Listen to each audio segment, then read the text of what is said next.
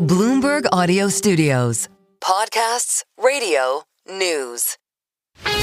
This is Bloomberg Businessweek Daily, reporting from the magazine that helps global leaders stay ahead, with insight on the people, companies, and trends shaping today's complex economy, plus global business, finance, and tech news as it happens. The Bloomberg Businessweek Daily podcast with Carol Masser and Tim Stenivek on Bloomberg Radio. Shares of Block, the company formerly known as Square, Jack Dorsey's company, up more than 23%. After hours. This after the news that it's cutting 4,000 employees. It's reducing its workforce by nearly half. The fintech firm is placing a bet on AI changing the future of labor productivity. Emily Mason is Bloomberg News fintech and crypto reporter. She wrote the story. She joins us here in our Bloomberg Interactive Brokers studio. I got to tell, I was left speechless when I saw this headline because, as I said on air earlier, you see announcements of 6%, 8%, maybe 10%, 40%. Who is getting let go and why? Yeah, I mean, Block has invested in kind of their internal AI tools. So like Goose is one of the things that they're really touting. Is it run on, do we know if it's run on Anthropic or OpenAI, or is it its They own? haven't shared that. They haven't shared, okay. Yeah, I imagine what they're doing, which is what a lot of companies is doing, is probably plugging it into whatever works best for the moment and like constantly reevaluating that. Okay. But Jack is a technologist, right? So he clearly has a thesis about how he can build the best products, and he thinks that he can do it with fewer people, leaning on tools like Goose. So does this mean that he's already been playing around with it and he's seeing the impact, and so he's just saying, I can let go of these folks? Absolutely. He's definitely like hands-on using it, and he must think that he can make this work. And I think one of the things that they're trying to communicate at this moment, which you can take with a grain of salt as you always have to, is that this is kind of coming from a position of strength. Like, they're really proud of their financial performance. Well, what's interesting too, though, I mean, this is a stock that's down 80% since August of 2021. So it's been under pressure, right, to do something. Is this enough in terms of cost cutting to keep this company going forward amid, and it's safe to say, an environment that has changed a lot? They've made a ton of changes. I think one of the concerns that people watching them had was like they weren't shipping fast enough. Like their products were kind of evolving like more slowly than people would have liked. So they've made a ton of changes. Like they've reorganized like how people report up in the business. They've kind of done rolling layoffs. Some of them were tied to performance reviews. And then they're coming out with a really bold move. And I think I'm hoping that they don't have to let any other people go, because it's never great when a company has to let people go. But we'll see if this is enough. And as far as who is affected by these layoffs, again, I mean, we're talking about human beings here, right? Like getting laid off is not great.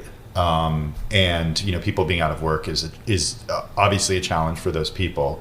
Are they people who are also technologists? Are they programmers whose jobs can be done with LLMs? Who do we know who they are? Is it across the organization?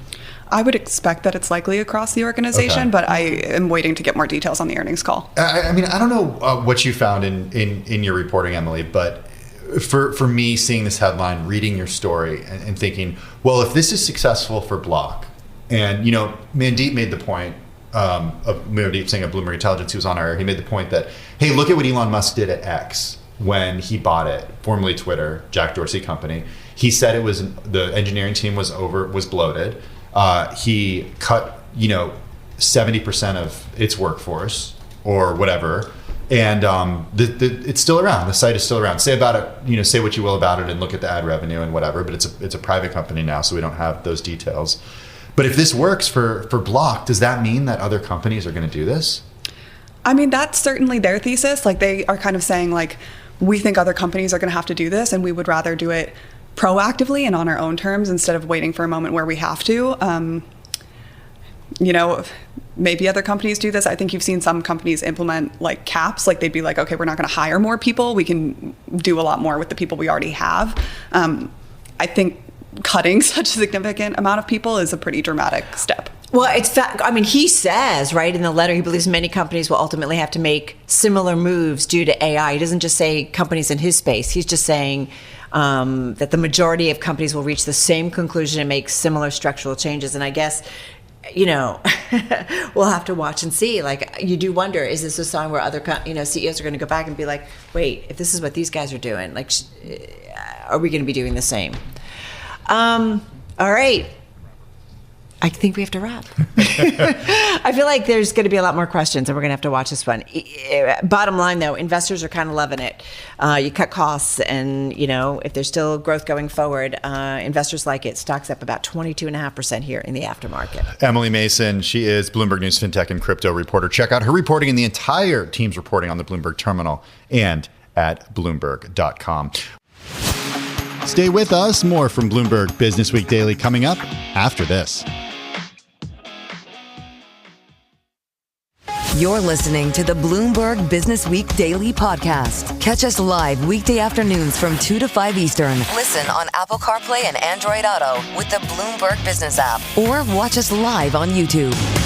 Hey, I got to say that there are moments in time like today with all the spend and build out and companies doing things related to AI and questions around the return on investment, the ROI, and the impact of artificial intelligence that we kind of wish we could pull out that crystal ball and see a little bit into the future. Oh, I think it's fair to say Chris Miller saw something years ago. He's the author of the 2022 bestseller Chip War, The Fight for the World's Most Critical Technology. He joins us from Pittsburgh this afternoon.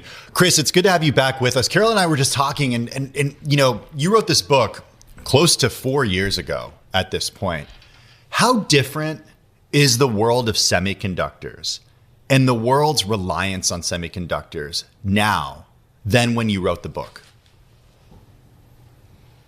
Well, I think the key difference is just the scale of spending that we've got right now on building data centers and buying all of the chips that are required inside of them. NVIDIA first and foremost, but not only, we've seen companies transformed by the data center build out. But in a lot of ways, not much has changed other than that. We're still sourcing our key semiconductors from Asia and above all from Taiwan. And so the industry is supercharged its size, growing faster than ever, but dealing with some of the same supply chain choke points that it had a decade ago.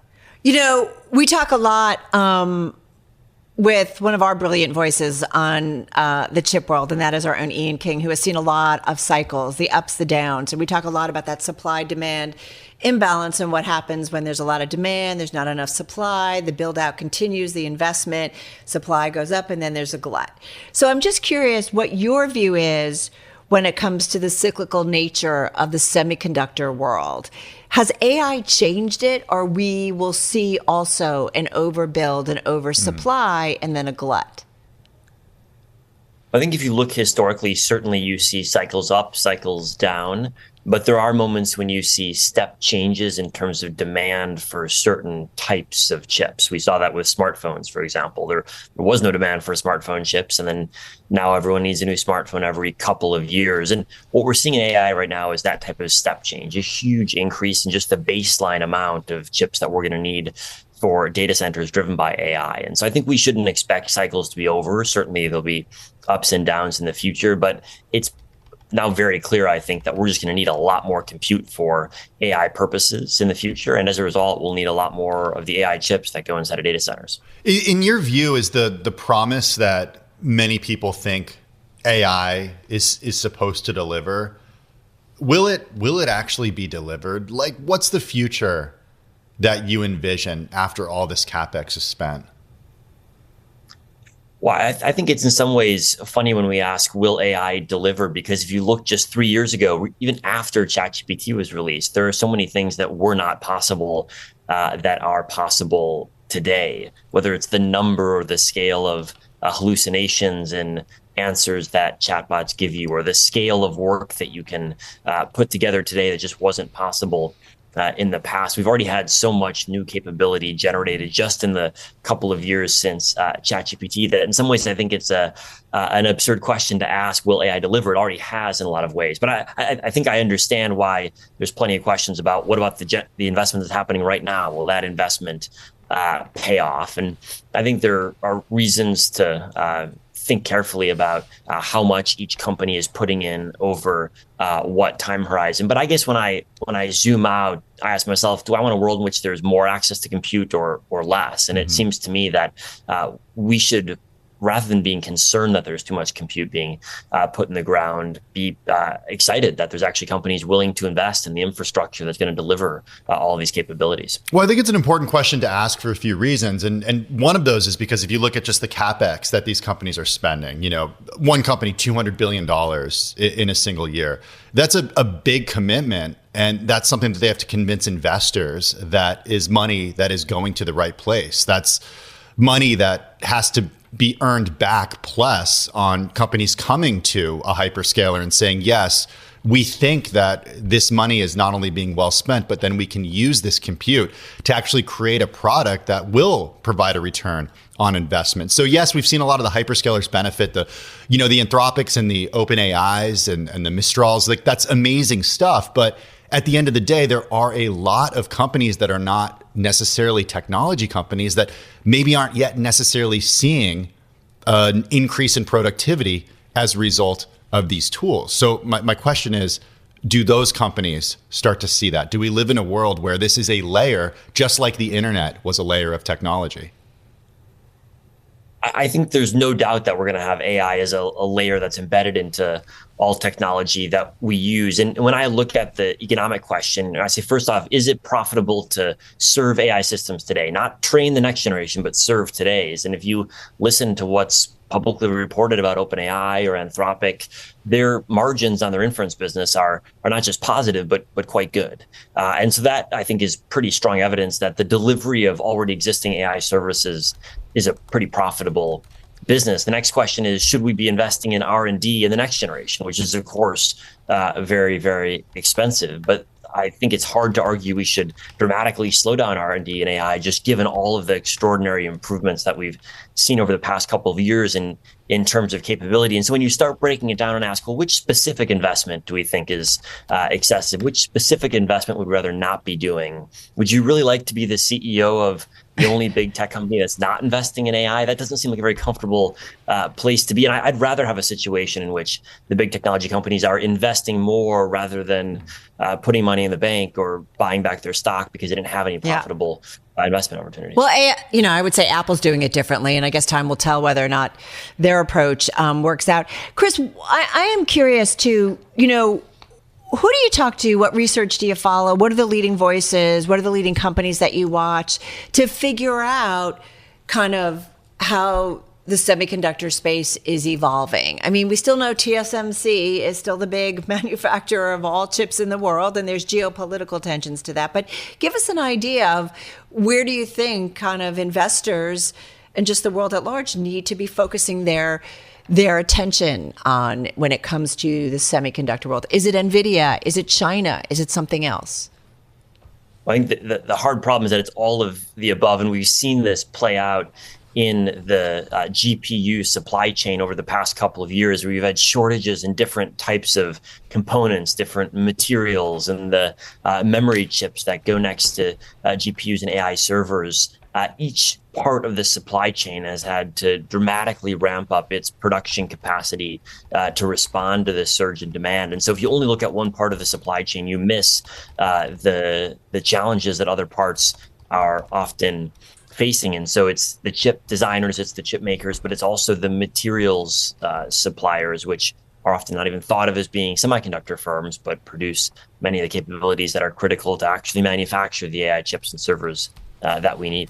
Do you think the world, or do you think the U.S. specifically does need to be restricting sales of its most sophisticated chips to China or on others? I mean, we did see NVIDIA, they still face some uncertainty in China. That's their largest market, or which it is the largest market for chips. The government granting some licenses to ship a small amount of some of its processors to customers there, but NVIDIA is not sure if the Chinese government will give its approval. So there's still some back and forth here. But is it still an arms race of sorts? Well, arms race of sorts, excuse me. Yeah. I think arms race is not a bad analogy. And when you listen to tech CEOs, they'll speak in the same language. They're struggling to get access to all the computing power that they need, that they envision needing more tomorrow than they've got today. And if you listen to Chinese technology leaders, what you'll hear from them is challenges in getting access to computing power. And the primary reason they've struggled to deploy AI products at scale is because they've struggled to get access to all of the computing capabilities. And it's on a regular basis. We see new Chinese models launched that can't actually be deployed at scale because they don't have access to the advanced chips that they need. And so this does, I think, seem to me that this is still a very powerful card that the U.S. has to play. And so I think we should be very careful or on any decisions to give China more access, or at least make sure that we're getting something in exchange for that. On that, Chris, the U.S. Support of TSMC and the U.S. support of Intel, different types of support, and I guess you could call the TSMC one encouragement to build here in the United States. What is the right industrial policy to reduce reliance on companies outside of the U.S.? Well, it's a really hard problem because TSMC is such a capable and efficient manufacturer in their home base in Taiwan. But I think the U.S. government is right to say that we need a more diversified manufacturing base for the world's most important semiconductors. I think we've learned over the last couple of years there's no silver bullet. President Trump's tried tariffs. That comes with obvious downside. President Biden tried subsidies. That worked to a degree, but only to a degree. Here's the reality. The chip industry has involved hundreds of billions of dollars of capex over the last several decades. And so it's just not going to move fast. And so if you want to slowly change the structure of where chips are produced, you've got to plan for years of implementation of measures designed to shift the economics of the chip industry. All right, going to leave it there. Chris Miller, thank you so much. Good to check in with you. Professor of International History at the Fletcher School at Tufts University, author of Chipboard, joining us on this Thursday. Stay with us. More from Bloomberg Businessweek Daily coming up after this. You're listening to the Bloomberg Businessweek Daily Podcast. Catch us live weekday afternoons from 2 to 5 Eastern. Listen on Apple CarPlay and Android Auto with the Bloomberg Business app. Or watch us live on YouTube. I want to bring in Stephen Dickens, CEO and principal analyst of the tech researcher and advisory services firm Hyperframe Research. Stephen, good to have you on the program. You follow this company, among many others, very closely. We did hear yesterday from NVIDIA that they pointed out in that earnings report that about half of revenue for data centers is coming from not the hyperscalers. So my interpretation of that was, okay, maybe it's the CoreWeaves of the world. How do you look at you're nodding. Okay, that's a good sign. How do you look at what CoreWeave is going to report in the context of yesterday's NVIDIA report? So thanks for having me on the show. I mean, you talk about the three, arguably four hyperscalers. You could include Oracle in that now, obviously, alongside names like Microsoft, Google, and Amazon's AWS. Obviously, those guys have been consuming as many GPUs as Jensen and the NVIDIA team have been able to produce. But there's also about 150 of those, what we're now calling neo cloud providers that we're tracking. This is names like Nebius, Volta, CoreWeave, as we mentioned. This is Lambda Labs. This is Cumulus AI. There's a whole raft of these players. And what they're doing is building out a primarily GPU as a service-based model. But then you look at people like Volta, you look at CoreWeave, they're trying to expand and come up the stack to be more of a sort of full-service cloud platform to be able to service not just GPU-centric workloads, but also provide an alternative to some of those three or four big names that have largely had the market to themselves over the last 20 years as cloud has matured. All right. So then we want to see CoreWeave with a big CapEx, right? A big spend, because that's how they get there. And we might be a little freaked out by the spend at some point because it takes a little time for all that to pay off. But that's what you want to see longer term. Well, so I think what I'm looking for is CapEx is what's going to get the headline. The key metric I'm looking for CoreWeave to talk about after the bell today is what they're seeing from a customer sort of volume and numbers. There's been a lot of chatter around CoreWeave having concentration risk. They supply obviously into OpenAI and a few of those other big frontier LLM sort of model and training. What I'm looking for is for them to give guidance, whether it's as part of their investor deck, how many other customers? We've heard that CoreWeave has had exposure to probably 80% plus of their revenue coming from 4 or 5 customers. What I'm looking for, and a key metric that I'm going to be looking to track, is what is that sort of diversification of their customer base. I'm looking for this to be starting to be used by Fortune 500 companies. I'm looking for this to be infrastructure to be sold out to other neoclouds and kind of sold through other routes to market. I'm looking for them to be really able to say, we're not as concentrated and not as exposed to the likes of OpenAI and some of the headwinds and machinations that might go on with that, with those guys. Yeah, to that point, Stephen, if you look at the supply chain analysis function on the Bloomberg terminal, CoreWeave's biggest customers, Microsoft, Meta Platforms, Alphabet, IBM, and Cloudflare. And Microsoft, at least according to the supply chain function, Microsoft, 67% of CoreWeave's revenue. So that is some serious concentration risk. I have a question about hyperscalers versus neoclouds. Certainly, they're different in what they offer, like managed services versus just the actual infrastructure. But would there ever be a point where a neocloud could grow so big it could turn into a hyperscaler? Or would it not do that because it doesn't have the same managed services that like an AWS or an Azure offers? So you look at somebody like the team at Volta. We spend a lot of time chatting to those guys. What their sort of global footprint coming up the stack, I'd sort of have them in that middle ground between a neocloud and a hyperscaler. And I think as the neoclouds look to build out and add more services to surround that GPU-centric workload, whether that's database as a service, Kubernetes-based services, lots of things you can sort of from a technical level put around that GPU-centric offering. As they do that, I think over time, we're going to see probably 150 net down to maybe 20, and they're going to build out a bigger portfolio. So I think it's not an either or. You're going to see those neoclouds look a lot more like hyperscalers as this market evolves. Hey, Stephen, just got about a minute left here. In another week, in another couple of weeks or so, or just like 2026, we've seen the AI scare trade where we see a lot of, questions about the spend, the build out, too much, different research folks, speculating about where we believe for 2 years and the impact on society. What do you think is the smart conversation right now? And forgive me, just got about 40 seconds here.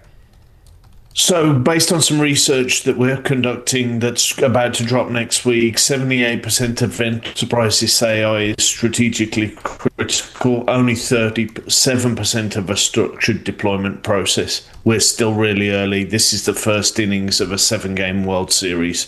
This market's got a long way to run, and inference is going to be where this market pivots to. We've seen training. Inference is where it's going to be next. All right. So relax for the moment. Absolutely. Hey, everything's relaxing and chill, Carol. Come back. Yeah, right. Exactly. Hey, come back when that research is out. We'd love to dig a little bit deeper, too, with you on that. Stephen Dickens, CEO and principal analyst of the tech researcher and advisory services firm Hyperframe Research, joining us. Stay with us. More from Bloomberg Businessweek Daily coming up after this. You're listening to the Bloomberg Businessweek Daily Podcast. Catch us live weekday afternoons from 2 to 5 Eastern. Listen on Apple CarPlay and Android Auto with the Bloomberg Business app. Or watch us live on YouTube. Hey, we've been watching a lot when it comes to what's going on in the world of Jeffrey Epstein, the relationships, as everybody seems to try to connect the dots. On that, former Secretary of State and former First Lady Hillary Clinton, in a closed-door testimony deposed by committee staff of a House committee investigation on Jeffrey Epstein. It happened in Chappaqua. It's in upstate New York. It's where she has a home with her husband, of course, former President Bill Clinton. He is set to face questioning on Friday. Meantime, House Democrats today demanded President Trump follow the Clintons in testifying to congressional investigators on ties to the disgraced financier Jeffrey Epstein. We do want to head to the Bloomberg News Washington, D.C. Bureau and to Jamie Tarabay. She is Bloomberg News national security reporter. Jamie, good to be checking in with you again. A lot continues to come out around Jeffrey Epstein and any ties to people with a convicted pedophile. His relationships, unwinding what is significant or what is just random is the process that you and I feel like the rest of the world is kind of dealing with today. Tell us a little bit about the process before we get into some of the news events of the day. Well, so the Republican majority of the Oversight Committee has been sending subpoenas to all kinds of people who might be tangentially related or directly connected to Jeffrey Epstein and his sort of web of finances that help fuel his sex trafficking operation. People who have already appeared before the committee or have sent in sworn statements include former Attorney General Bill Barr, James Comey, and last week we had Les Wexner up in Ohio getting grilled by Democratic staffers of the committee. So this time it's the Clintons. They had been putting off or trying to. They wanted to have a public deposition or a public hearing because they said they had nothing to hide, and because the committee basically said, we will hold you in contempt if you refuse. And they suspected that the Democrats in the House would have actually agreed to pass a vote of contempt. So the Clintons eventually yielded, and here we are. It's not the first time a former president has been called to answer to a subpoena post-office, but it is very, very rare. Do we have any information at this point about what, and the former president is scheduled for tomorrow, but do we have any information about what the Clintons have said or plan to say thus far? Well, Hillary Clinton released a statement this morning. She was very defiant about sort of the need to have her come out and do all of this. She basically had said that she'd sent a sworn statement in January that she had never met Jeffrey Epstein. So there was really no reason for her to be talking. She said this was just basically a sideshow to distract from President Donald Trump. So it's very interesting because the Republicans for the committee have said that they expect today to be a very, very long day and that tomorrow will be even longer. So what they're going to do regarding their questioning of Hillary Clinton is going to be really interesting. There are obviously some very rare connections of her with Ghislaine Maxwell, the sort of the former girlfriend, companion of Jeffrey Epstein, who's serving her own jail sentence at the moment. She, in fact, attended Chelsea Clinton's wedding as the guest of a friend of the former president. So that's at least one instance where they've crossed paths, and Jeffrey Epstein and Ghislaine Maxwell had some workings and participation in the Clinton charity. So that will also come up as well. But she's very her statement was very defiant. She said, "We have tried repeatedly to answer your questions. You really want a sideshow. You want a political circus," and they're basically seeing it through a partisan lens, and that's really how they're treating it. Jamie, one thing we want to ask, and this was a story of yours, I think you had one earlier in the week and then kind of an update today, that House Democrats are demanding that President Trump testify to congressional investigators on ties to Jeffrey Epstein. We should point out that both President Trump and the Clintons have denied any knowledge of Epstein's criminal activities. As for President Trump, his name comes up a lot. I don't think, we all know in the Epstein files. There's also been a lot of attention to some reporting by NPR to this past week when it comes to President Trump. Tell us more about why Democrats want President Trump to testify. Well, as you said, and this is something that the ranking Democrat, Robert Garcia, said today. He said the only person whose name, or maybe not the only person, but one person whose name comes up more often than President Bill Clinton is President Trump's. And so he would like to see President Trump now also appear before the committee if President Clinton can do so as well. They also said that they believe that they saw 50 files or records related to this case involving a woman who was a minor when she alleges that the president abused her in some way. We don't have details of that. The Democrats have said that the archive manifest shows that the DOJ took those files out and haven't returned them. And the DOJ is basically saying those are documents that were taken away and will be returned, but this is literally a very partisan fight at the moment over the existence of these documents and whether they will actually be returned, whether they'll be released to the public or not. But there are missing files.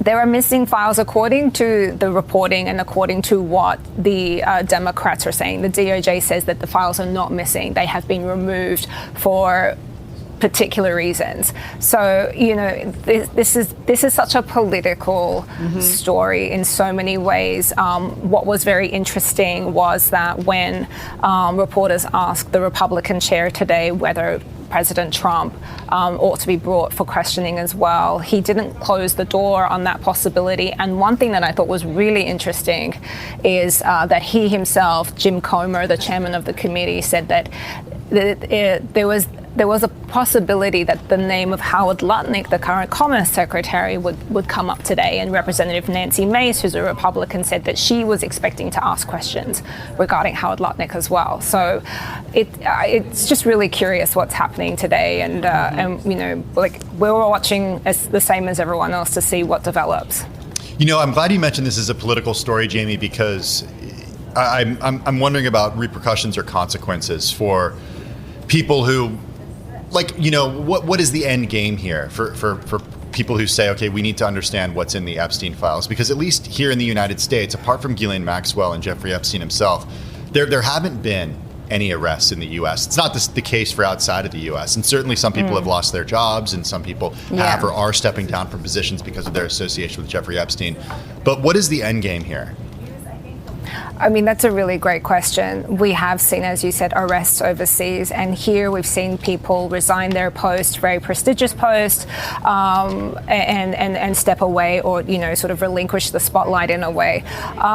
The problem with all of this is, it becomes this whole, the accusations of a cover-up that really start to take steam because if these files haven't been released en masse, unredacted, then why is that? And you had elements within the Trump administration who, prior to coming into government, were very forceful about having those files released and to have that kind of transparency and scrutiny. And now they're really kind of pulling it back. You remember that FBI Director Kash Patel testified in front of a congressional committee saying that he didn't see any evidence of anyone else being involved in the Epstein trafficking operation. And so now there's discussions about bringing him back to sort of speak to those statements because the release of the documents has been so fragmented, because some names of people who are not victims and minors have been redacted because of the lack of transparency for people who, if you're looking for a conspiracy, you're going to find one. And I don't know if anyone will ever actually be truly satisfied. Right. But what it has done is it's really caused a division amongst President Trump's supporters, particularly on the MAGA side, who have been sort of convinced of a deep state conspiracy here. And it's very unclear if they will be ever happy with whatever ends up coming out. Yeah, very tricky, right? And putting the pieces together. Jamie, thank you so much. So glad we could catch up with you. Bloomberg's news national security reporter Jamie Tarabay there in D.C.